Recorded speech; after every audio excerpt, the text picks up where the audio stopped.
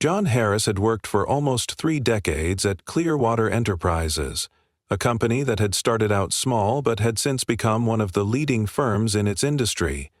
When John first joined the company, it was barely a blip on the radar, but through years of hard work and commitment, he had seen it grow into something remarkable. The company had witnessed countless changes during his time there, from the modest offices in a cramped building to the gleaming skyscraper they now occupied. Despite the success of the business, John always considered the people around him to be the true value of his time at Clearwater. His colleagues, many of whom he had known for years, had become his second.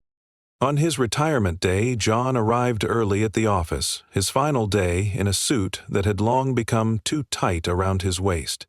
He felt a mixture of emotions: relief, excitement, sadness, and a little uncertainty. Over the years, his role had evolved. He had started as a junior marketing assistant, making cold calls and handling small tasks, but through years of persistence, he had worked his way up to a managerial position. In his later years at the company, he had taken on the responsibility of overseeing a small but dedicated team. He had mentored younger employees and had watched them grow, just as he had. It had been a fulfilling journey, but now it was over. The office was quiet that morning, save for the few early risers who were rushing to finish their work before the end of the week. John made his way through the hallways, waving to familiar faces. There was Susan, from HR, who had always kept the office running smoothly, and Mike, the IT guy who had helped him set up his computer more times than he could count. He even spotted Carla, the young intern who had just started a few months ago. She waved enthusiastically as John passed by, a little too excited for someone who barely knew him. As he approached his office for the last time, John couldn't help but reflect on how far he'd come. The framed photos on his desk, a collection of personal and professional milestones, seemed to mock him now, their presence a constant reminder of the years spent in this same place. He had spent more time at the office than he had with his own family. He was proud of the work he had done and the relationships he had built, but there was no denying the fact that the toll of those years had left its mark on him. When he entered his office, his assistant, Mary, was already there. She was in her mid-30s, bright and organized, with a quick wit that had made her a perfect complement to John's more laid-back personality. Mary had been with him for the past 5 years, handling his calendar, emails, and the constant stream of meetings. They had grown close, almost like family, and he had always appreciated her professionalism and sense of humor. She smiled once more at him when she saw him, and "Big day, huh?" Mary said, as she looked up from her laptop and gave him a warm smile. John smiled back, though it felt a little forced. "Yeah, it's surreal. I've been waiting for this day for a long time, but now that it's here, it feels strange." Mary nodded sympathetically. "I get it. It's going to be different around here without you." John chuckled, though it didn't fully reach his eyes. "Well, I'm sure you'll manage without me. It's just time for me to go, you know?" Mary smiled softly, her eyes betraying a hint of sadness. She had been one of the few people who had been genuinely upset when John had announced his retirement months ago. John couldn't deny that he would miss her and the team, but it was time to move on. As the day wore on, the office began to feel more festive. His colleagues had planned a small farewell party for him in the break room, and they had decorated it with balloons and streamers. There was a cake, of course, a chocolate one with "Happy Retirement, John," written in elegant icing. John couldn't help but feel a sense of pride as he entered the room. The team had clearly put in a lot of effort, and it was touching to see how much they appreciated him. One by one, his colleagues came up to him, shaking his hand, offering their thanks, and sharing memories from their time working together. John was grateful for their kind words, though he was starting to feel overwhelmed by the attention. He had never been one to enjoy being in the spotlight, and this day was no different. Still, he smiled and laughed, trying to soak in the moments that he would surely remember for years to come. Ready for a moment to sometimes feel based on a secret? Finally, after the speeches and the cake, it was time for the big moment. his final interaction with Mr. Green, the company's founder and CEO. Mr. Green was a man of few words, but he had always treated John with respect. In fact, Mr. Green had been one of the first people to recognize John's potential when he had started as an assistant all those years ago. As a result, their relationship had been built on mutual respect and a shared vision for the company's future. "John," Mr. Green said, his voice deep and serious as he walked up to him, "I just want to personally thank you for everything you've done for this company. You've been instrumental in our growth, and I can't express enough how much we appreciate your years of service." John smiled and shook his boss's hand. "Thank you, sir. It's been a great experience." "Well, I hope you enjoy your retirement," Mr. Green said, his voice carrying a hint of finality. He reached into his briefcase and pulled out an envelope. "We've arranged for your pension to be processed, and we've also added a little something extra for you." John's heart skipped a beat. He wasn't expecting anything special. A small token of appreciation was more than enough. But still, the thought of a pension check felt surreal. After all, this was the moment he had been working toward for years. Mr. Green handed him the envelope with a smile. "It's been a pleasure, John. You deserve it." John nodded, still processing the words. He opened the envelope and pulled out the check. His eyes scanned the amount written in the corner. $100. He blinked. There must have been some mistake. He quickly glanced at Mr. Green, who was still smiling at him. Was this some kind of joke? John's mind raced. He had been with the company for over 30 years, and this was what he was being given as a pension? His initial shock quickly gave way to confusion. Why would Mr. Green give him such a small amount after everything he had done for the company? I'm sure this is a mistake," John said, his voice faltering slightly. Mr. Green's smile faltered, but only for a moment. "Oh, it's just a small token, John. You know, for your retirement. We'll make sure everything else is sorted out, don't worry." John's confusion grew. He didn't want to make a scene, but $100 was hardly what he had expected after years of service. He nodded and forced a smile, not wanting to make his boss uncomfortable. After all, it was the thought that mattered, right? As the party came to a close and the final goodbyes were said, John gathered his belongings from his office for the last time. He didn't know it then, but this was just the beginning of a much more complicated journey than he had ever imagined. The morning after John's retirement was far quieter than he had expected. As he sipped his coffee in the comfort of his modest home, his mind wandered back to his final day at Clearwater Enterprises.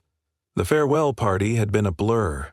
The well-wish from colleagues, the speeches, the cake, and, of course, that $100 pension check that had left him in a state of confusion. He had tried to shake it off the previous evening, convincing himself that maybe it was just some minor accounting error that would be quickly rectified. After all, such a mistake was not uncommon, especially in a large corporation with so many moving parts. But, as he sat there alone in the morning silence, the nagging feeling that something wasn't right grew stronger. He had spent decades working for the company, but even with all the years of loyalty and hard work, he couldn't shake the feeling that $100 just didn't add up. He had done his research and knew what the typical pension for someone with his tenure was supposed to be. The figure he had in mind was far greater than the small sum in his hand. Yet, in the hustle of his retirement party, he had brushed the concern aside. He had smiled, thanked his boss, and told himself it was just a simple mistake that would be cleared up soon. But now, with the house quiet and the weight of the situation fully sinking in, John couldn't ignore the unsettling feeling that had crept into his gut. John had always been a calm and collected man.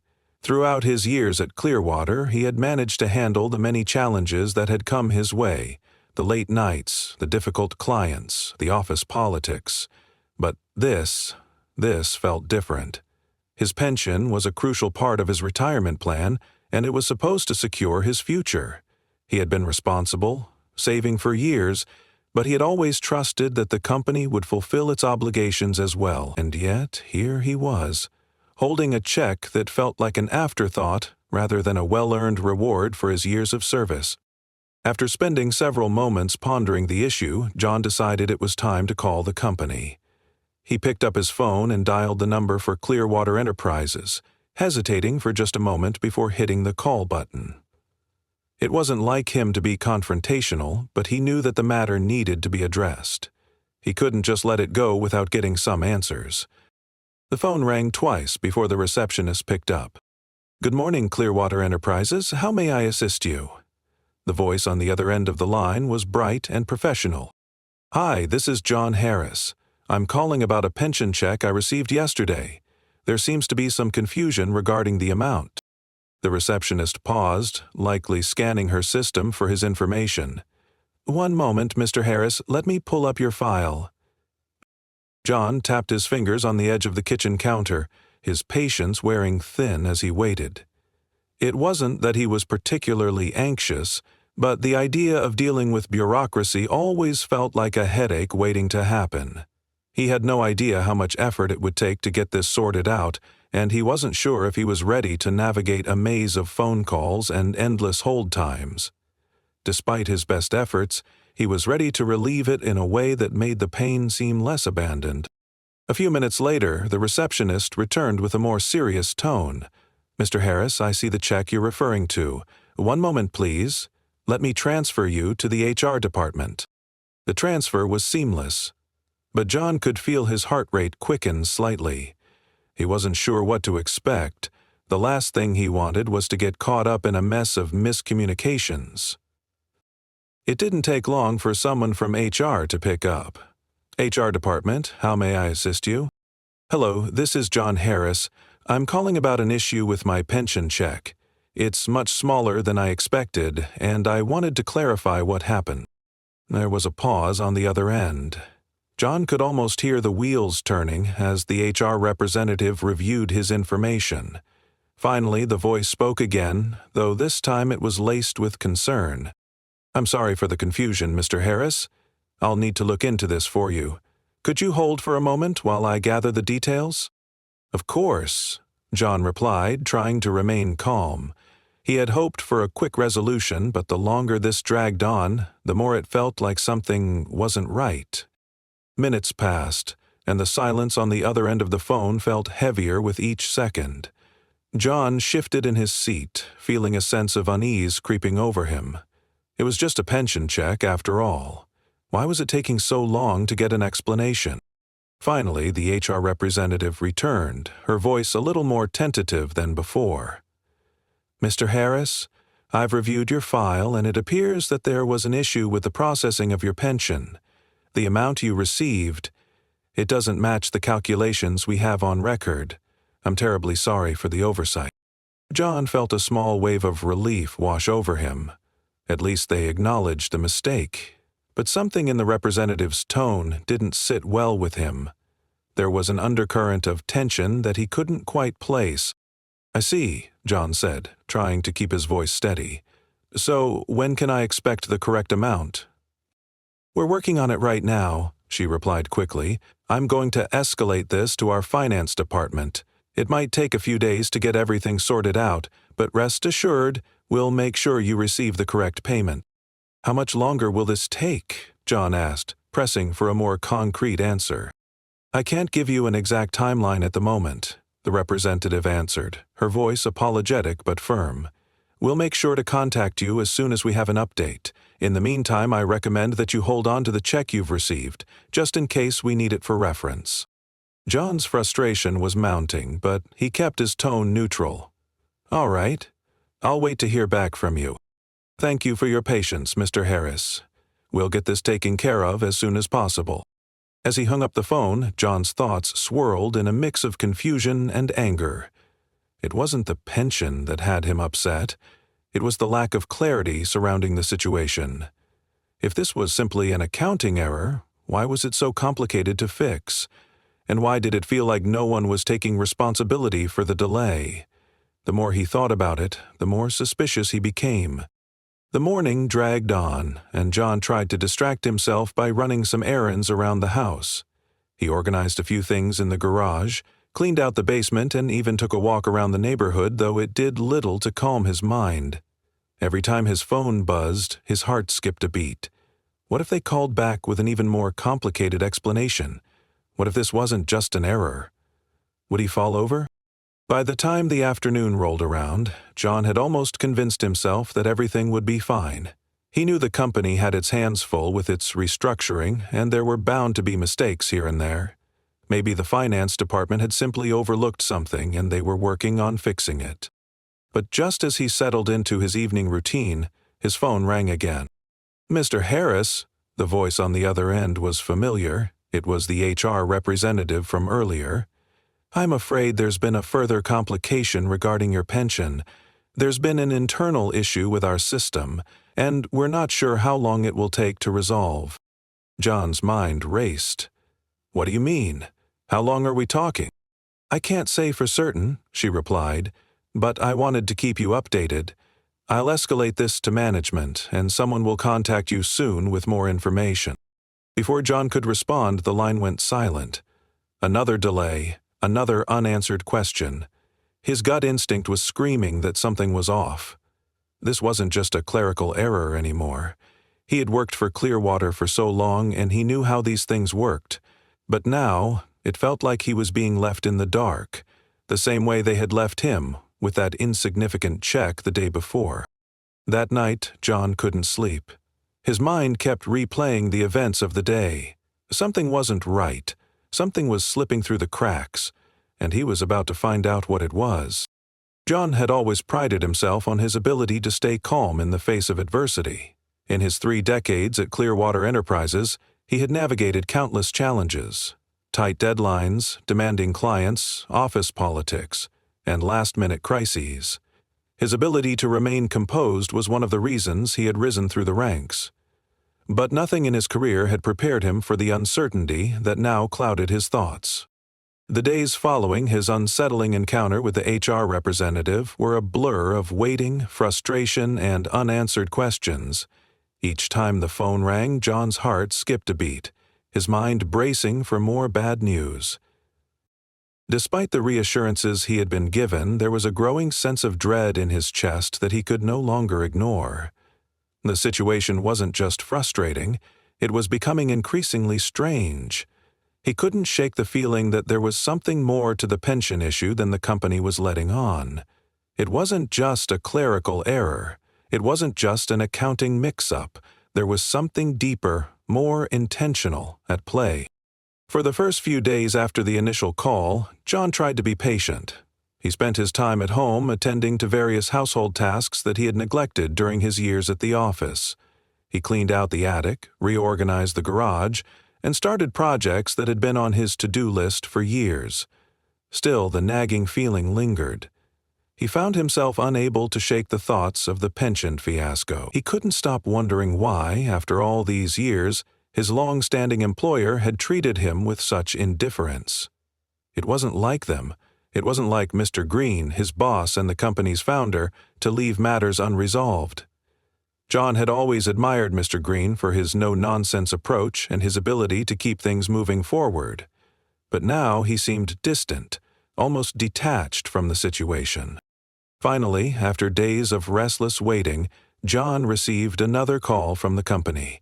It was from a different number this time. Not the HR department, but someone else entirely. A part of him hoped that the call would bring the answers he so desperately needed. When he answered the phone, a voice he didn't recognize greeted him. "Mr. Harris, this is Diane Wilkins from the finance department. I understand you've been having some issues with your pension. I've been assigned to investigate the matter further." John's stomach churned. Finance. The people who controlled the money, who managed the accounts, who knew everything about how things were supposed to work. This was the moment he had been waiting for, but it didn't feel like the resolution he had hoped for. "Yes," John replied, trying to keep his voice steady. "I've been trying to get to the bottom of this. I received a pension check for $100, and that's far less than what I was expecting after 30 years of service." Diane's tone was sympathetic, but there was an undercurrent of something more, something John couldn't quite place. "I understand, Mr. Harris. I've reviewed your file, and I can confirm that the check you received was an error. However, the situation is a bit more complicated than it initially appeared. John's mind raced.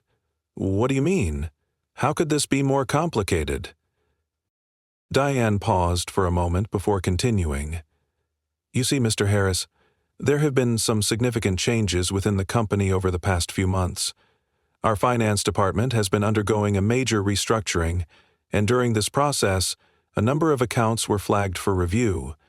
Your pension was one of the accounts that was affected. John frowned, trying to make sense of what he was hearing. Are you telling me that my pension was flagged during a routine review? How is that possible?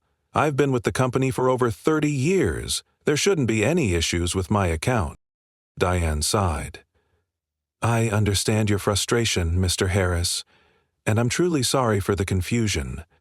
However, the restructuring of our financial systems uncovered a number of discrepancies, some of which were not immediately apparent.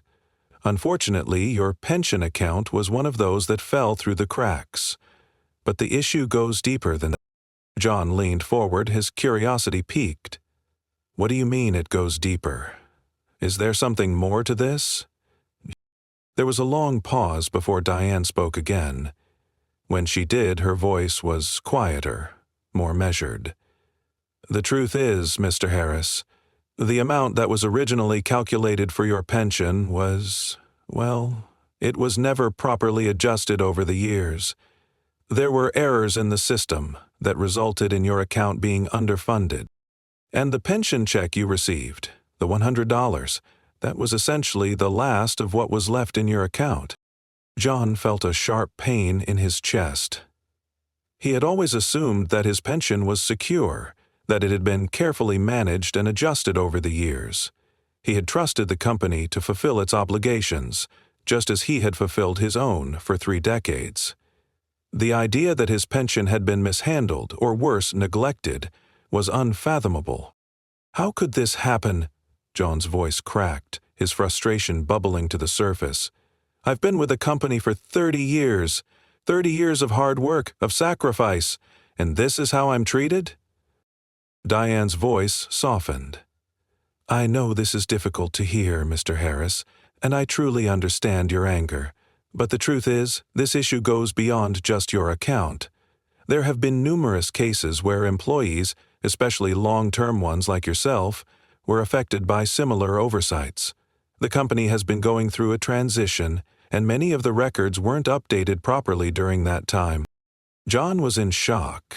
He had heard rumors about restructuring, about changes within the company, but he had never imagined that his pension, his future, would be caught in the crossfire. The more Diane spoke, the more it became clear that this wasn't just an innocent mistake. It was part of a much larger, systemic issue that had been going on for far too long. And now John was left to pick up the pieces. So what now? John asked, his voice low. What do I do? How do I fix this? Diane hesitated, and for a moment John wondered if she was about to apologize again, but instead she said something that made his blood run cold. There's more, Mr. Harris.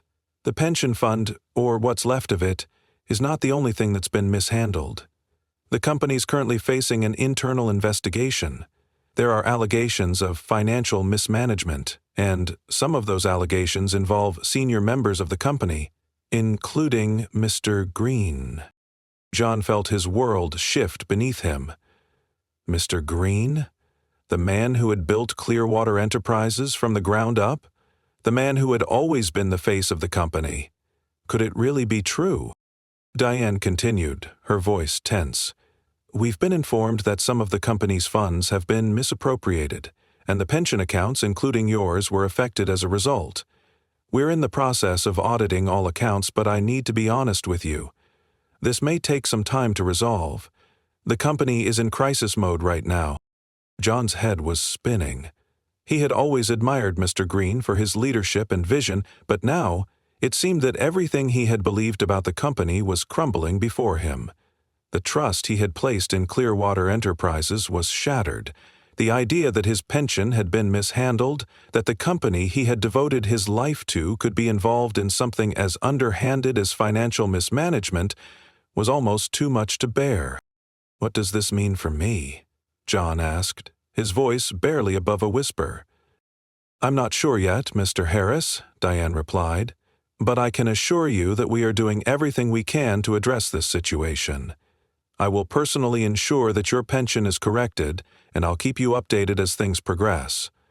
I understand that this is not easy, but please know that we are working to make things right." John didn't know how to respond. He felt a mix of emotions: anger, confusion, betrayal, but above all, he felt a deep sense of loss. His retirement, the time he had worked so hard to reach, was now tainted by the uncertainty of what had happened behind the scenes.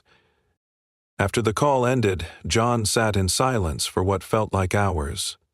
He couldn't shake the images that had formed in his mind, of the company he had dedicated his life to now crumbling under the weight of its own corruption. He had always believed that loyalty would be rewarded, that hard work would pay off in the end. But now it seemed that everything he had worked for had been reduced to a series of errors, oversights, and, worst of all, dishonesty. But there was one thing John knew for certain. He wasn't going to let this go. He had earned his pension, and he would fight to get it, and to understand the full extent of what had happened at Clearwater Enterprises. This wasn't just about money. This was about principle. And John wasn't going to let the company he had helped build get away with taking what was rightfully his. John's life had always been anchored by a sense of responsibility to his family, his colleagues, and his work. But now, at the age of 58, in the midst of his retirement, everything he had built up over the years seemed to be unraveling in front of him. The final blow, that $100 pension check, had been the beginning of something far more profound than he had ever expected. His trust in Clearwater Enterprises, in Mr. Green, and in the stability he had come to rely on was shattered, yet he was not the type to sit idly by and let injustice go unchallenged. He was determined to get answers. In the days following his conversation with Diane Wilkins, the woman from the finance department, John found himself consumed by the chaos that had invaded his life. He had been told that the company was undergoing an internal investigation into financial mismanagement and that his pension was one of many that had been affected. The words hung in the air like a dark cloud. But the more John thought about it, the more one question burned in his mind.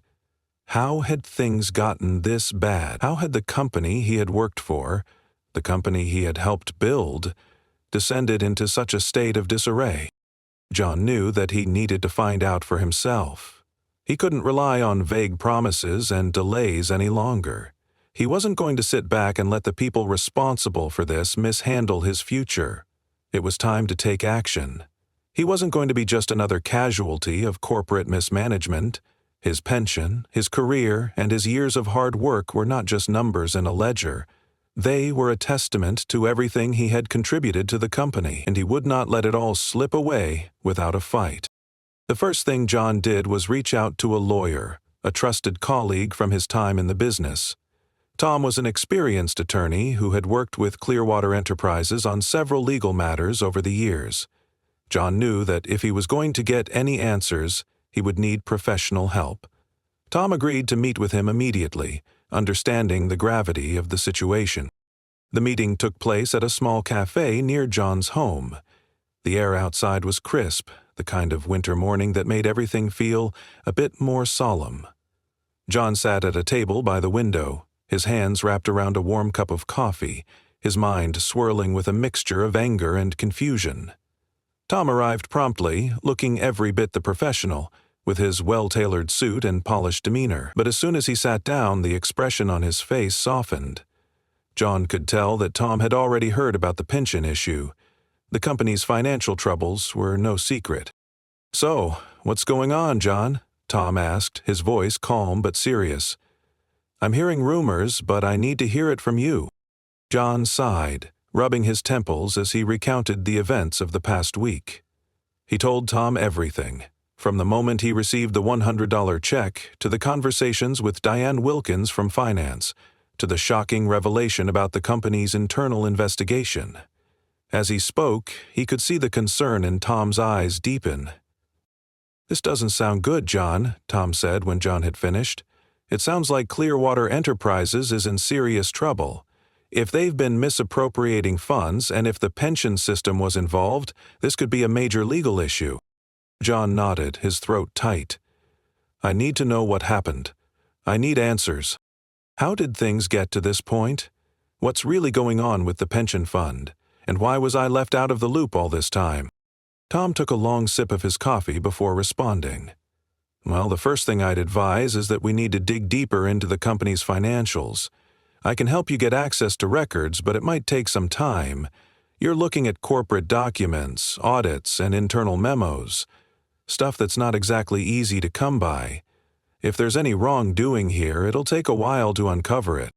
John's frustration was palpable. "I've worked my whole life for this company, Tom, 30 years, and now I'm supposed to just wait around while they figure this out? I want to know what's really going on. I want accountability." Tom leaned back in his chair, his fingers tapping rhythmically on the table. "You're right to be angry, John. This is a mess, and it's not your fault. You've got a right to know where your pension stands. But the truth is, Clearwater Enterprises is in damage control mode. They're not going to come clean easily, and right now it's a matter of who has the leverage." John's mind raced. The leverage he had was his knowledge, the years he had spent in the company, the relationships he had built, the respect he had earned. He wasn't just another employee. He was a part of the company's foundation, and that gave him a certain power. If he could find a way to use that power, he might be able to uncover the truth. "Okay," John said, his voice steady. "What do we need to do?" Tom gave him a reassuring smile. "I'll make a few calls, get access to some documents. You can keep trying to reach out to the company, but don't be surprised if you don't get anywhere. We'll take it step by step. But just know this. If the company's in the kind of trouble I think it's in, we might be looking at more than just pension issues. There could be legal ramifications, employee lawsuits, and possibly even criminal charges. If the mismanagement goes as deep as I suspect, you could be looking at a long battle." John took a deep breath. This was exactly what he needed to hear. He wasn't just fighting for his pension anymore. He was fighting for the truth. The deeper he dug, the more he was willing to expose. This wasn't just about him. It was about everyone who had worked for Clearwater Enterprises, everyone who had been betrayed by the very system that was supposed to protect. The next few days were a blur of phone calls, meetings, and late nights spent poring over legal documents and financial records. Tom was as good as his word, pulling strings and accessing information that would have been nearly impossible for John to obtain on his own. It quickly became clear that the company's financial issues were more widespread than anyone had realized. Pension funds had been mishandled, accounts had been falsified, and senior executives, including Mr. Green, were implicated in a web of financial misconduct that stretched back for years. And John was devastated. The man he had respected and admired, the man who had built the company, was at the center of it all. The story was more complicated than he could have ever imagined. Mr. Green had been siphoning off funds to cover up operational costs, and the pension fund was one of the casualties. But the manipulation of the accounts wasn't just a mistake. It was a calculated effort to hide the company's financial instability, and John, along with countless other employees, had been left in the dark. As the investigation progressed, it became clear that Mr. Green was going to face serious consequences. The company had already begun to crack under the weight of the scandal. Senior executives were being fired, and a class action lawsuit was filed on behalf of the employees whose pensions had been affected. John found himself at the center of the storm, but he wasn't afraid. He had fought for what was right, and now, the truth was finally coming to light. Weeks later, John stood in a crowded courtroom, his mind racing. The class action lawsuit had reached its final stages, and Clearwater Enterprises was on trial for its actions. Mr. Green had been charged with embezzlement, fraud, and a variety of other financial crimes. It had taken months of hard work, countless legal battles, and endless paperwork, but John's persistence had paid off. He had fought for justice, and he had won. In the end, John received a significant portion of the pension money he was owed, along with a settlement for the damages caused by the company's financial misconduct. But more than that, he had gained something far more valuable: his sense of integrity and the satisfaction of knowing that, even in the face of betrayal, he had stood up for what was right. As John walked out of the courthouse, his heart felt lighter than it had in months. The road to get there had been long and arduous, but it had been worth it. The years he had spent building his career had not been in vain, and now, as he looked ahead, he knew that the future was still his to shape. He had reclaimed his dignity, his future, and his place in the world. The call from Mr. Green that had come the day after his retirement now seemed like a distant memory. The days of uncertainty and frustration were behind him. John had fought for what was rightfully his, and he had emerged victorious. The truth had come to light, and Clearwater Enterprises would never be the same again.